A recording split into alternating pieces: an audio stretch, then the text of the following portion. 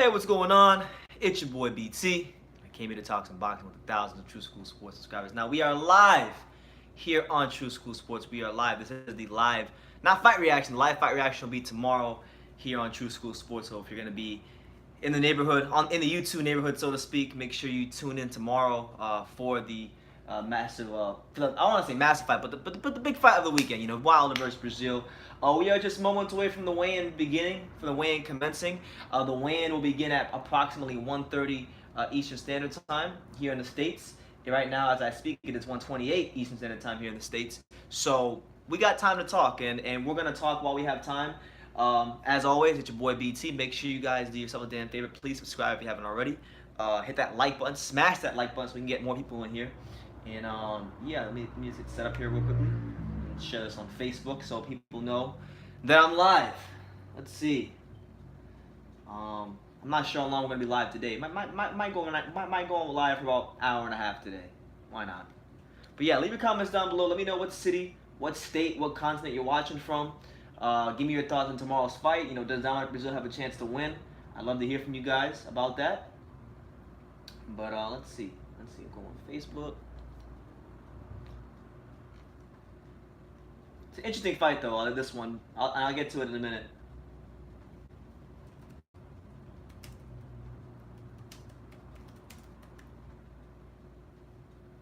Taking shot at type. Taking shot at me. I'm gonna calm down. Alright. So we got. Let me see. Alright. So the weigh-in. I actually have the link. I had the link to the weigh-in right now, the live weigh-in. If you guys are interested in watching it, I got it right here, so you guys can follow along with me or do whatever you gotta do here. I'll send it to you right here. Here it is. Boom. It's in the comments right there. Also, I want you guys to do yourself a favor. For those of you who are on Twitter, if you're on Twitter, I just started using Twitter again. I haven't used Twitter in like years. So if you guys want to follow me on Twitter, I'll be tweeting a bunch of stuff out about like what's going on in the boxing world, what I have going on in the boxing world. When I go to gyms and I do interviews, you guys get the quotes there first before the interviews come out. Be a lot of interesting stuff that comes out on my Twitter account. So if you want to follow me on Twitter, my Twitter account is right there as well. So speaking of this fight, Wilder and Breazeale, it's an interesting fight because like I said in my video recently with my dad and the one I just did about Wilder, Breazeale technically is not an elite heavyweight. He's not even on that second tier of heavyweights, but in terms of raw punching power, this fight will be between two of the top 5 biggest punchers in the division. Because you would say, obviously, Wilder is the biggest puncher in the division. 2 would be Joshua. 3 probably be like Dillian Whyte, or 2 could be Dillian Whyte, or 3 could be Joshua. 4 would be Povetkin, and then 5 would be Breazeale. Maybe Breazeale's 4, but he's definitely in the top 5 in terms of raw punching power. Ray Austin, Deontay Wilder is the best heavyweight out there. Is this D. Ray Austin? That's not the Ray Austin I interviewed, is it? Can't be. It's not D. Ray Austin. Not the one I interviewed. Not the contender. But he's the best heavyweight from Alabama. We'll give him that. We'll give him that much. But it's an interesting fight because, damn, hit my TV. It's an interesting fight because of the bad blood. This fight's been getting a lot of attention from people outside the boxing world. Like people outside the boxing world are paying a lot more attention to this fight because of the fact that Wilder's been making all kinds of crazy comments talking about killing people and murdering people. And a lot of people are up in arms about it. I see people saying, well, there's no place for that in boxing. And, I get their sentiments, but, this is a gladiator sport. This is the fight game. It is show business of blood. And Wilder's talking like a man who is bloodthirsty. Now, Mike Tyson said all those things about Lennox Lewis, how he wants to eat his children, eat his heart, praise be to Allah, and all that stuff. But there was no problems with it there. So you gotta call it down the middle. I get why people are saying that. I know when Mike Tyson made those comments, we lived in a lot more. The world wasn't as soft, but now the world has been so pussified and softened that anything you say like that is going to ruffle some feathers. So. Red Glove Militant, you made it seem like you was going to be gone for a while. This is a pleasant surprise. Yeah, I thought I was going to be gone for a while, honestly, man. I'll be honest with you, day to day, my life's in a weird place right now, so I don't really know what's going to happen. But I figured I had time to go live today and this is a fight that I'm actually excited for. So why not go live for it? You know, just going into the stylistic breakdown of this fight, or not stylistically, because stylistically we know these guys are very similar. We know these guys are both coming to hurt you and bring the pain. But in terms of the measurables, the tail of the tape, so to speak, we'll get into that. So let's get into that. All right, tail of the tape for this fight. Deontay Wilder is going to be coming in at 6'7" with a 83-inch reach advantage. You know, he's 33 years old. He has 135 rounds of boxing experience through 41 professional fights. On the other hand, Dominic Breazeale, he comes into this fight equally at 6'7", has an 1.5-inch reach disadvantage as his reach is 81.5 inches, and he has 86 rounds of boxing experience through 21 fights in the professional ranks. So, you know, in terms of size, you know, Breazeale matches up very well with Wilder.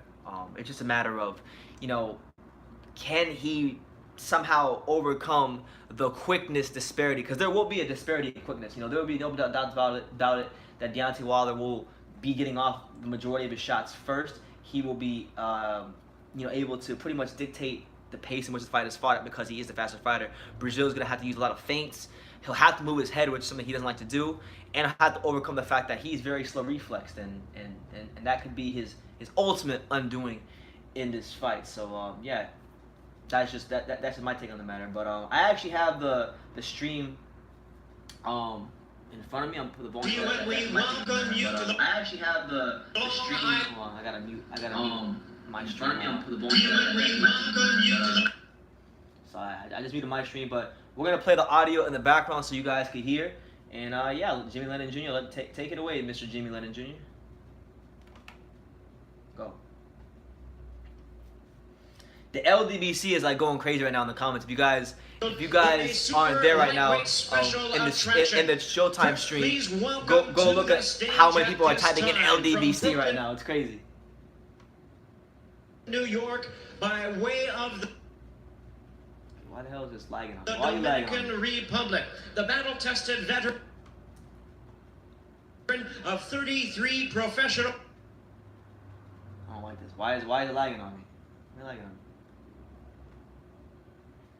And the former world champion, please welcome Argenis Mendez. So as you guys can hear, the weigh-in is beginning right now. We got the weigh-in for what is it? Argenis Mendez versus one of the Russells, one of Gary Russell's, like two brothers. Why the hell is this lagging on me? I'm trying to figure out why this is lagging on me. I never had these problems, and I come live and have all these kind of problems.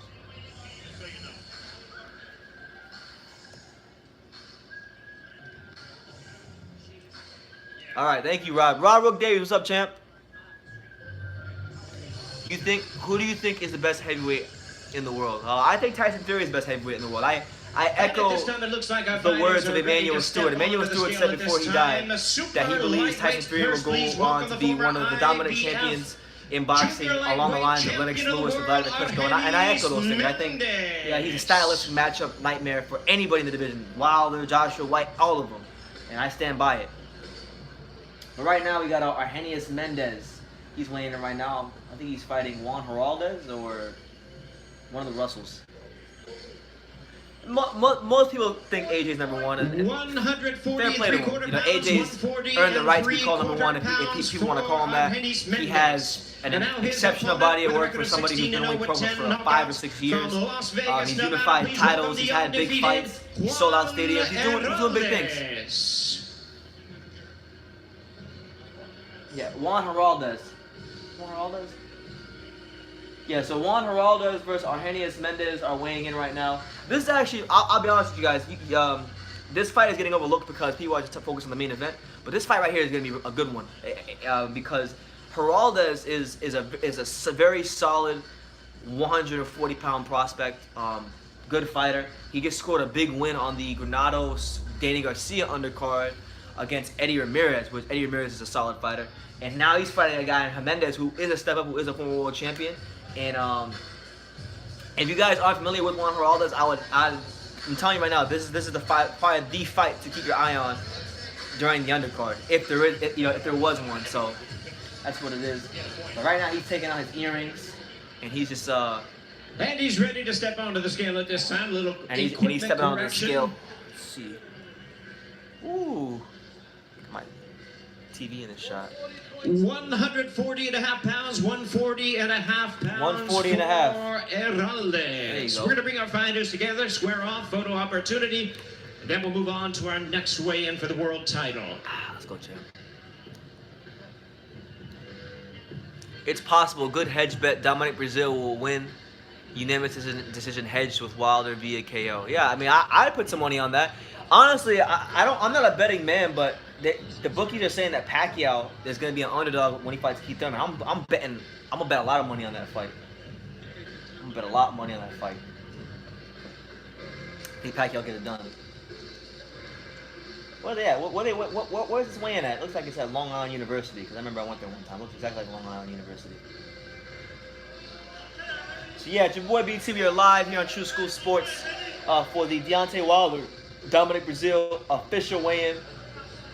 Arrhenius Mendez and there they are, ladies Juan and Heraldes just got done weighing in. Our show on Showtime 10 rounds, super Yeah, Dominic Breazeale, he looks like he's in good shape. He looks like he's a lot lighter, which I'm not sure if that's going to be a good thing. I don't know what his weight's going to be, so it's actually interesting to see what Wilder's going to come in at, because for those of you who have been following what happened after the Fury fight, Wilder talked about bulking up and putting on weight, and he looks bigger. Everybody says he looks bigger, so it'll be interesting to see if he comes in higher than the 212, whatever he was at when he fought Fury. And then as for Breazeale, he's coming around 250. Joining us from Torrellano, Alicante, Spain. He's ranked the WBC #3 world contender. Please welcome. Yeah, I'm looking to see how Breazeale looks, but he looks serious. He looks like he's up for it. And right now we have Gary Russell Jr. and longtime featherweight gatekeeper Kiko Martinez. He's about to weigh in with Sergio Martinez in his corner. World champion from Capitol Heights, Maryland. I really can't get myself excited for Gary Russell fights, because he never fights. He's like he's the most irrelevant WBC champion in all boxing. A great talent, but ultimately he's been heavily underutilized and inactive. So it's hard for me to get up for his fights, but a good fighter nonetheless. And this fight right here between him and Kiko Martinez, I mean, anybody who's anybody around that weight beats Kiko Martinez. So, I'm not really too bothered about that fight. Yeah, the whole Gary he's fighting, Gary Russell Jr. is fighting, and his two brothers are on the undercard. So yeah, it's a whole Russell family outing. Yeah, you're right. You're correct when you say that. 49 bouts, the former IBF junior featherweight champion of the world, Kiko Martinez. That's crazy, the fact that Kiko Martinez was actually a world champion. That just goes to show you, man. I'm not trying to disrespect Kiko Martinez, but the fact that he's been a world champion shows you that how much being a world champion has been devalued in boxing, being in the four-belt era. Well, they're just creating titles now. And he's not a world championship caliber fighter. He's happened to get one through circumstance. And the fact that Gary Russell Jr. is a world champion and so few people know who he is very alarming. Listen, I'm gonna tell you right now, Wilder needs to make sure he doesn't get dropped in this fight, because I don't think this is a fight where he'll get back up if he gets dropped. Breazeale has fight-changing power. He may not have the best boxing skills. He's not the most athletic guy in the world. He's not, the kind of fighter that's going to wow you with his speed, but he is a fighter that has one-punch knockout power in bunches, and if Wilder gets touched, he will not get up. If he gets touched with the right hand and gets flattened on the canvas, he will not get up. I'm telling you that right now. And that's the intrigue of this fight. As good as Wilder is, and as favored as he is from the fight, Breazeale has that fight-changing power to make it interesting enough to where I can get excited about it. But I'll be rooting for him the more. I want Breazeale to win, because Wilder has been, I like watching him fight, but he's been a very just bad representation of American boxing. He's our American heavyweight champion, and he's ducking, the top guys in the division. He ducked Joshua. He only took the Fury fight because he thought Fury was going to be a soft touch. The guy ducked Dillian White and has been ducking like the plague for years. And pretty much PBC has already set up a witness protection program, as I've said many times, for him. If he wins this fight, they already have his next two opponents lined right up, for him. They're saying Kalnaki and Luis Ortiz are next, so You know, I'm not really too bothered about if Wilder loses this fight, and I have always been. I like Breazeale. You know, I like his story. I like how far he's come in boxing, and you know, he's fought some tough contenders on the way up. You know, he fought Ugano, who was supposed to be the next big thing, upset him. You know, he fought Anthony Joshua, destroyed Eric Molina, destroyed Carlos Negron in his last fight. You know, he's definitely someone that has come a long way in his boxing career, and I think people are kind of overlooking the fact that how far he's come. And what a story it would be to see him get a world title and beat a guy like Deontay Wilder, be the upset of the year. WBC Featherweight Championship of the World tomorrow night, live on Showtime. All right, so there you go. Gary Russell and Kiko Martinez just weighed in. Not really too bothered about that fight. And the only fight on this undercard that I care about was the one that was between Juan Heraldez and Arrhenius Mendez. Them guys. And now, ladies and in title fights as often as they do Steve make Farhood is for 10 years he's been making Russell right now. 126. I've never seen a fighter looser or more confident that he was going to make weight than you. What's the key to making weight consistently? You got to have a level of professionalism. This is my sport. This is what I do. This is what I love. That's why there's no way impossible that he's walking out of this city with my strap. Never in a million years.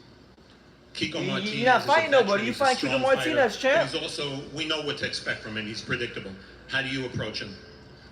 One round at a time. With the jab, nice, stiff, hard jab. Make him run into everything. Do you think because of his style, we're going to see Gary Russell really shine? You're going to see me shine regardless of his style. My It's a father showcase. always told me that a diamond shines on all sides. No matter how you flip it or turn it, it's still going to sparkle. Well, Good luck, he didn't shine when he fought Lomachenko. He wasn't shining when Lomachenko got his hands on him. But hey, Gary Russell Jr. is confident, as he should be. He's ladies and gentlemen, we welcome a talented you to fighter. downtown But yeah, like Brooklyn, Feminine New Angry York's Dwarf said, premier boxing a once-a-year champions victim, and then he goes back into in the wilderness. You know, for so the main event of the evening, yes, 12 rounds of boxing yes, for the main event. WBC Heavyweight Let's go, Championship of the World, brought to you by Bomb Squad Promotions in association with TGB Promotions and Showtime. The weigh-in for the main event is here. Sponsored by MGM Resorts. The weigh-in for the main event is here. Boxing.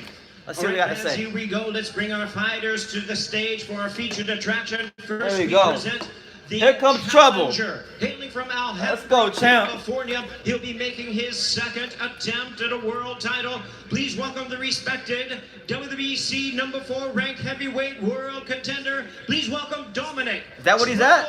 You guys must be ahead of me. Breazeale. Is that Wilder? Is that 222? Don't ruin it for me. Please don't ruin it for me. I want to know. If you're ahead of me, please don't ruin it for me.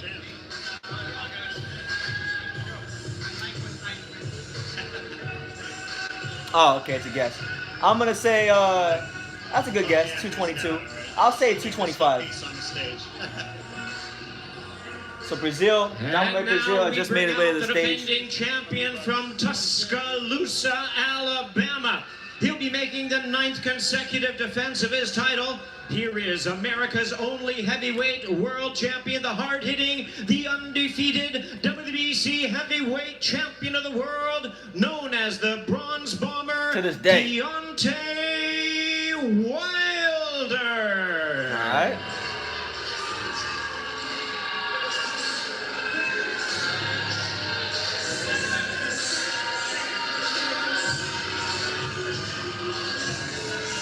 Oh yeah, Breazeale would become an instant fan favorite if he knocked out Deontay Wilder. Instantly, he'd be a hero. At this time, once again, 12 rounds, WBC Heavyweight Championship of the World. First, here is the challenger with a record of 20 wins. So Dominic Breazeale about to make his way to the scale. Wins coming let's see what Breazeale comes in at. WBC number 4 ranked heavyweight contender, introducing Dominic Trouble Breazeale. He looks like he's in great shape. Let's see. 255.25 pounds, 255. Dominic Breazeale, 255. For the challenger, Dominic Breazeale. And now we're ready for the So defending Dominic world Breazeale comes in champion at to a step lean, onto the mean scale. Tremendous 255 140 pounds. wins, no losses, 1 draw, See Wilder. 39 wins coming by way of knockout. Here is the reigning and renowned WBC heavyweight champion of the world, the Bronze Bomber, Deontay Wilder.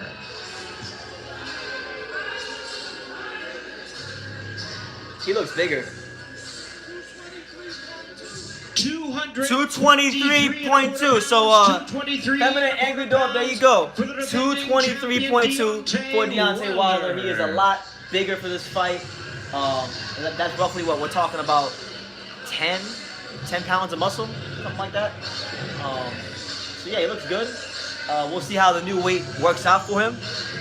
Breazeale coming. So Breazeale's gonna have a what? 33-pound weight advantage. So 33-pound weight advantage because Breazeale's at 255 and Wilder's at 223. So yeah, about roughly 33 pounds. Let's see what the interview's gonna say. Let's see what Steve Farhood's gonna say to who's he interviewing? Breazeale. He's interviewing Breazeale. Okay. Let's go, champ. Here comes trouble. We're actually waiting for the face-off. The face-off's gonna happen first. Wilder's putting his pants back on right now.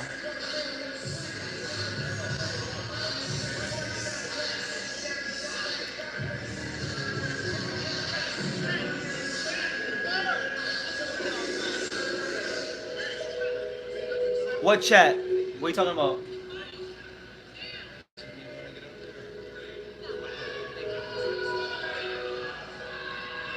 Oh, damn. Okay, so they're facing off right now. Wilder and Breazeale, that is.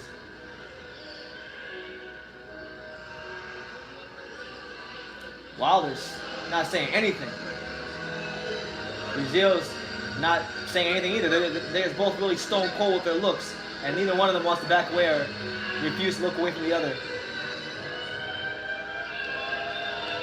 There they are, ladies and gentlemen. It's the main event of the evening. Tomorrow night, live on Showtime, the WBC Heavyweight Championship of the World. Deontay Wilder versus Dominic Breazeale. Okay.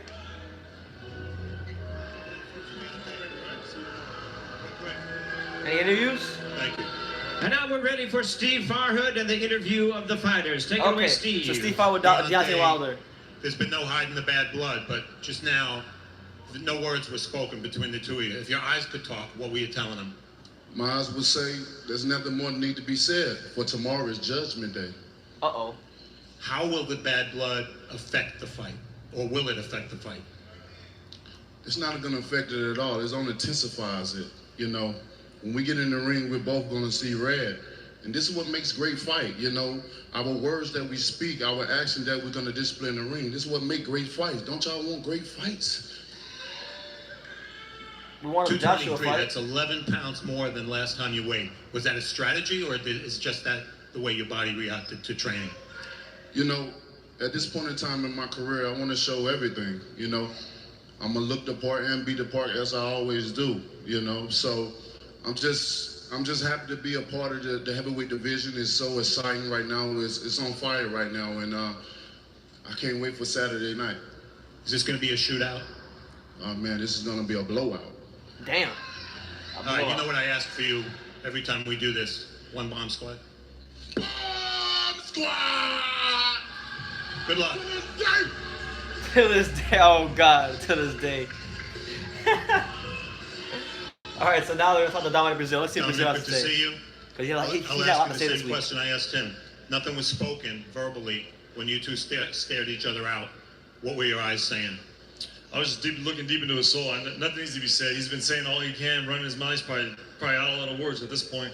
It's fight time. Ain't nothing else can be said. It's time to fight. How will the emotion between the two of you affect the fight, if it will affect it at all? I don't think so at all. I think it motivated me during camp. Coming in the fight, though, I'm going to act like a professional. I'm going to put my professional performance on, give the fans what they want to see, and get that knockout win. You told us in the fighter meetings, you're not letting this go to the judges. You have to knock them out to win. How do We you are. do it? You're right. Put my leather in his face as often as possible. I plan on landing some big right hands as well, followed up with some great body shots and left hooks. But fight night, whoever lands first, whoever lands a big shot first. Last thing, he says bomb squad, you say, Here comes trouble. good luck. Well, Here last time comes that trouble. I checked, we have a triple header coming your way. Here comes trouble. So there you have it. For those of you who are just funneling in, or maybe watch this later, the weights for this fight are for Deontay Wilder. He comes in at 223.2 pounds. Dominic Breazeale comes in at 255 pounds. So we're talking about roughly a 32-pound advantage for Breazeale. So let's talk about from a tactical standpoint. You know how the weights affect the fight and how the fighters may approach the fight tomorrow. So we'll start from the Wilder side of things. You know, he put on 11 pounds from the Fury fight, because for the Fury fight he was about 212, 213, something like that. You know, and he talked about this not too long after the Fury fight, how he wants to put muscle mass on over time, how he wants to become, you know, bigger. He even said himself he wants to become 250 pounds, which is exactly what Anthony Joshua weighed when he fought Alexander Povetkin. So maybe Wilder wants to be Anthony Joshua. But, you know, Wilder, I'm not really sure why he puts the muscle mass on. I don't know if he thinks that's going to make him punch harder, because that's not the case with guys who are built like Wilder. That's not often the case. You know, just because you put on more weight doesn't mean you're gonna punch harder. I mean, if weight equated to punching power, then Jarrell Miller would be Mike Tyson. He'd be freaking Lennox Lewis. He'd be knocking everybody out. But as we've seen, that's not the case.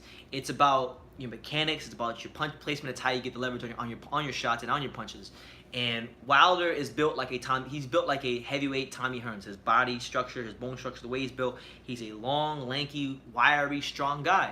And I'm not so sure that you know, him bulking up in weight is a good thing for him, because it could force him to tighten up his muscles early in the fights. It could, you know, make him, you know, just tire out quicker and not have that stamina in the later rounds like he had against Fury. So I think if I'm Breazeale, you know, the strategy's got to be, you know, that you got 30 plus pounds on him. You got to crowd him. Like Stacey McKinley said, my main man Stacey McKinley, you got to go to the power. You can't be afraid of the power. You got to go to it, and you got to take something off the shots, and you got to smother him, and you got to lean on him, and you got to get him tired, and you got to look for right hands and left hooks. You got to look to get him out of there. But if the fight goes on round after round after round, I think it will benefit Breazeale, because Wilder has not fought at this high weight in quite some time. You know, I didn't go look at his previous weights in his career, but I would even say maybe it's been years since he fought at this high of a weight, maybe ever.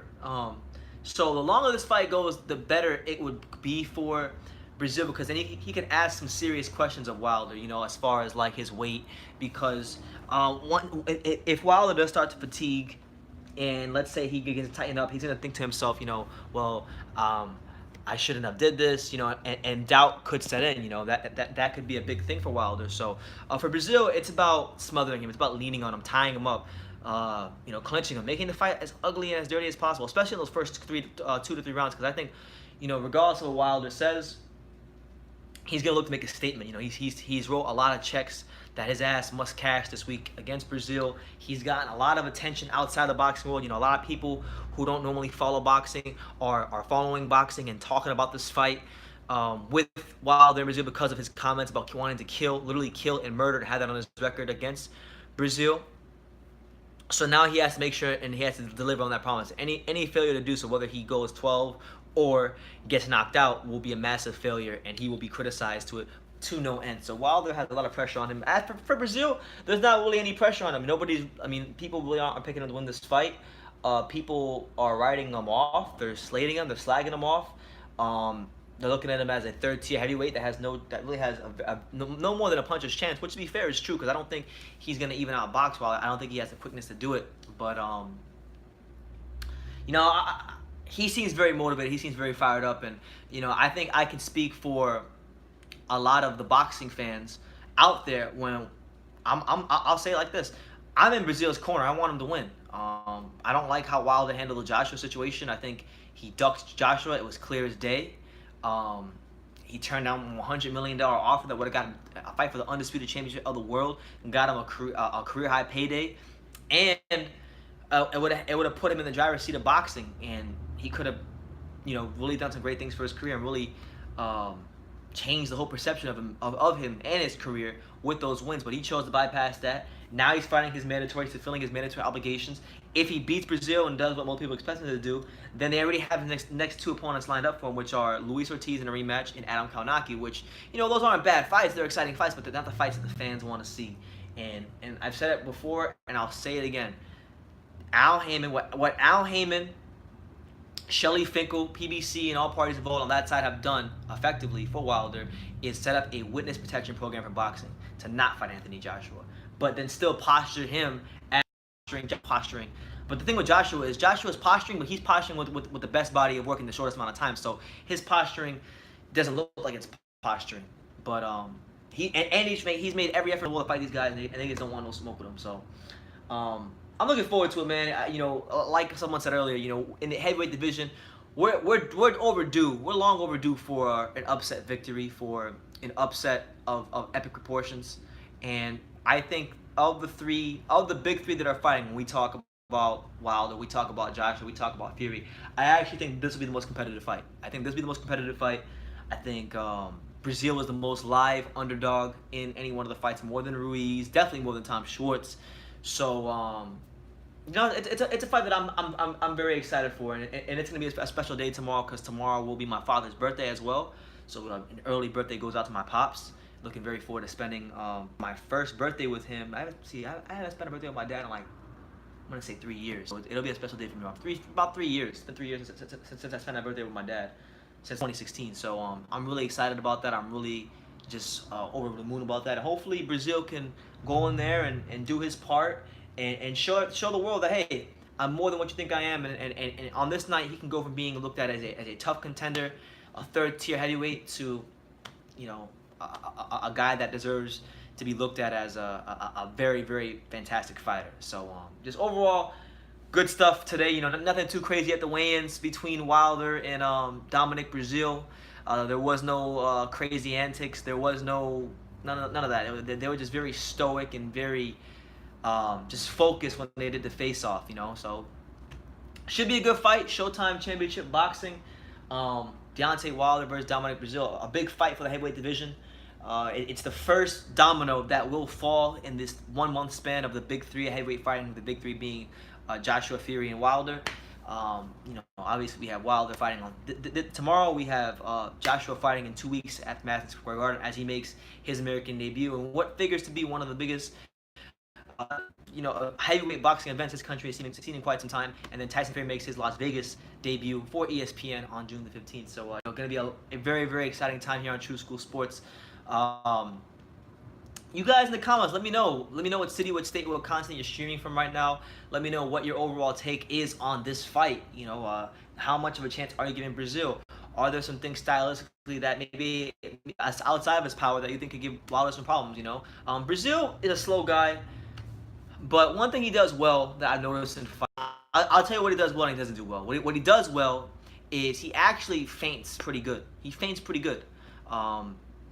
He feints. And for those of you who don't know what feinting is when you make the motion like you're gonna throw a punch. So if I'm boxing you right from in front of you, right, and you think I'm gonna throw a jab, I could feint. I could feint, and then if you bite on it, if you move, then that's gonna create an opening somewhere, and that's the key of feinting. When you feint somebody, you feint them, and you want to get them to move. Once you get them to move, then it's up to you to find out where the opening is. So the opening could be their body, it could be their head. It's something you gotta see. And he's very good at feinting, and I think the key for him will be feinting to set up their right hand. Wilder sometimes has this habit of not moving his head off the line, and if Breazeale can break his rhythm with feints and see the shot and time the right hand perfectly, he can really do some serious damage to Deontay Wilder and put up, author a knockout of the year, kind of a knockout, What Breazeale is horrible. I'll tell you the one thing that might be his ultimate undoing in this fight. He doesn't move his head, and he has slow reflexes. On top of that, so it's already bad enough that he doesn't move his head. His head stays on the line, and for those of you who don't know what on the line means, it just means like when you're boxing, imagine wherever your head is, straight up, there's a line. So if you go to a boxing class or you know anything about boxing, they teach you when you go to boxing gyms to move your head off the line, either move it side to side or you slip and you come beneath and then you throw punches and you come back and then you throw punches and then you move it side to side and you move your shoulders and you slip and all that stuff. But you want to always be moving your head off the line, because when you get in exchanges, if a punch comes this way, you want the punch to sail right over your shoulder. You want to make them just miss just enough, just by inches. Probably his biggest Achilles heel, the fact that he does not have the best head movement and his head stays on the line. So it'll be something to watch out for in the early rounds, because I think Wilder will, at some point in the first 3 rounds, revert to type and try to jump on Dominic Breazeale. Now, what really impressed me is if Wilder actually boxed him for the first 3 rounds, like I'm talking about boxing, use that jab, use that height, use that size, and then, just break the guy down. Try to break the guy down and beat him up slowly. That would impress me more so than a 1-round knockout or anything like that, because Wilder does need to work on his boxing skills. Yo, am I still? Can you guys still hear me? Cause I'm not getting I don't think I'm getting any comments. Am I getting any comments? Let me see. It says 11 of you are still here. Anyway, I'm excited for the fight. We'll be live for tomorrow for it. It should be a good one. If you guys have any questions before I get off, because I'm probably gonna get off in the next 10 to 15 minutes, just drop your comments down below. All that stuff. Someone said, could the weight slow him down? It's more to move, and it's going to take more energy than he does at 210. Hopefully, he's put the legwork in camp. And that's the thing. He has to have put the legwork in camp, because if he's just put on the 220 and he hasn't done the road work, he hasn't worked on his legs, he hasn't strengthened the base, which is where your power comes from, then he's gonna become a 6-round fighter. He was a solid 12-round fighter when he fought Fury. He'll become a 6-round fighter if it's tomorrow. And it's another chapter will be written in Wilder's career. Last year he fought 2 really good opponents in Luis Ortiz and Tyson Fury. Now he's following it up by fighting a respectable opponent in Dominic Breazeale, who is mandatory. But it's put up or shut up tomorrow. And I'll tell you this: the one thing I'm worried about for this fight, and it could be another undoing for Breazeale, is the fact that Virgil Hunter is his trainer. And I know, Virgil Hunter can't fight for him, but trainers have an important role to play on the psyche of a fighter in between rounds. And I've just seen so many fights with Virgil Hunter fighters. When he's not training Andre Ward, he's an absolutely shambolic trainer. And I'm not trying to say he sucks. I'm not trying to say he sucks, but he's not. Aside from Andre Ward, he's a very suspect trainer. The guy, I'll give you an example. When he trained from Farah for the Adonis Stevenson rematch, which I believe was in 2017. This dude's getting pieced up with left hands, left, right, and center by Adonis Stevenson. And instead of telling this guy some instructions like, tie him up, a double jab and move to the left, feint, do something. Instead of quick instructions, all I hear is motivational talk from him. All I hear is, you're on the ocean, be a shark, you gotta swim, you got a family. Just encouraging motivational talk. And listen, when you're in that squared circle, when you're in the chamber of truth, as they call it, and you're getting destroyed by another man who's coming to render you unconscious and just destroy you, you don't need to be hearing about being a shark in the ocean. You need to be hearing about instructions, about clear-cut instructions and calm instructions, delivered calmly in a calm manner, about how you can, get out of this current predicament you're in.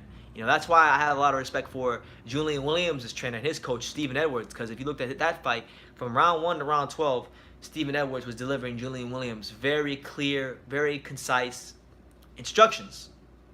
Because, Virgil is more of a motivator than he is a trainer. I can't really, aside from Andre Ward, he's never really made a fighter better. He didn't make Amir Khan better. He didn't make Fanfara better. And the jury's still out on whether or not he'll make Breazeale better. So we'll see. We'll definitely see. I'm worried about, too, if Wilder catches Breazeale on something nasty in the first round or so, I'm worried about whether or not he's going to throw the towel right away, because he does have a history of stopping fights, early and being about fighter safety. So, there's a lot of elements to this fight. And, one thing I'm hoping for, and I hope it happens. I'm praying to God it happens. I want Anthony Joshua and or Tyson Fury, either one, to show up to the Wilder fight. That would just be hilarious if they did, because they would get all the attention, and it would just be interesting to see what would happen if one of them showed up, particularly Joshua, because we've been talking about Joshua versus Wilder for so long on YouTube. We've been making videos about Joshua versus Wilder for so long here on YouTube that literally, as much as we talked about them, we've never seen them face to face. We've never seen them side by side, and it would be very interesting to see what the interaction would be like, what the dynamics would be like if they did meet face to face, if they were side by side. So. Very interested to see what happens there with Anthony Joshua and Deontay Wilder. But listen, guys, I'm gonna get out of here. You know, just wanted to go live for the weigh-in, say what's up to you guys. I will do my best to be live tomorrow, and I'll have some videos coming out soon. As I have some more videos scheduled to come out, as well as some videos that just dropped. If you haven't already, please do yourself a favor. Go check out my 28-minute video I did with my dad. We discussed this fight in detail in the card the night, so go check that out. A video about Bob Arum saying that they want to boycott Anthony Joshua fights if he doesn't fight Tyson Fury. That dropped. Go check that out. Go check out my video about Kubrat Pulev and Jenny Sushi. That just came out. You know, Jenny Sushi, apparently Pulev has to go pay the California State Athletic Commission $2,500 and take a sexual harassment awareness course, or else he's going to get his license suspended across North America pretty much, and he won't be able to fight in North America. So go check my video on that with my dad. He had a lot to say about that. Another video dropped about Wilder's comments and the WWBC wanting to have a hearing about that, so that will drop. And then I got some videos about Roman Gonzalez and Estrada coming out. I got one about, who else? There's all kinds of stuff, man. Kovalev and Yard. I got a couple videos on that coming out, so stay tuned for that. And yeah, there's a lot of good stuff coming out here on True School Sports. You know, we're pounding the pavement. We're doing the work, as they would say. And yeah, man, just a lot of good things planned for the channel in store. As you guys know, as I've been talking to you guys, you know, I don't have my beautiful YouTube set anymore because I had to take my posters down because I'm in the process of moving. I'm going to be moving out of my studio apartment soon, from the comforts of Dania to... I'm moving way down south. I'll be living in Miami, so I'm in transition. So that's why I'm saying when I tell you guys like, oh, I don't know when I'm gonna be live again. It's not that I don't want to be live. It's that, you know, moving's a process, and I'm moving very, very far. You know, so we'll see what happens. But yeah, you guys stay tuned. A lot of good stuff coming out on the channel. Make sure you guys continue to support, like, comment, subscribe. I read all the comments. Even if I don't respond to them, I definitely read them all. Donate to the channel if you haven't already. You know, super chat. You know, pay attention to my posts. Follow me on Twitter at True School Sports. Follow me on Instagram at Jessica from Dania and True School Sports as well on there.